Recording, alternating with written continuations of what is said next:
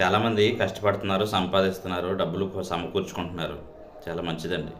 కానీ కష్టపడి సంపాదించినటువంటి రూపాయి ఏదైనా సరే అంతే విలువగా కూడా చూసుకుంటారు. కొంతమందికి అప్పనంగా వస్తూ ఉంటాయి. లాటరీల రూపంలోనో, లేకపోతే ఇంకో రూపంలోనో, ఇంకో రూపంలోనో. వాళ్ళని ఒకసారి మనం గమనించినట్లయితే వాళ్ళ దగ్గర డబ్బు నిలబడదండి. ఎంత ఫాస్ట్‌గా అయితే వచ్చిందో అంతే ఫాస్ట్‌గా వెళ్ళిపోద్ది. కష్టపడి సంపాదించినోడు మాత్రం ప్రతి రూపాయి, ప్రతి రూపాయి విలువైనదనమాట వాడికి. అందుకనే రూపాయి, రూపాయి గీచి, గీచి ఖర్చు పెడతా ఉంటాడు.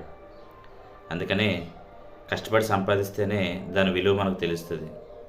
అప్పనంగా వచ్చేది, తల్లిదండ్రులు సంపాదించేది, లేకపోతే ఇంకోటి, ఇంకోటి మనం తీసుకున్నాం అనుకోండి, దాని విలువ మనకు తెలీదు. ఎప్పటికీ తెలీదు.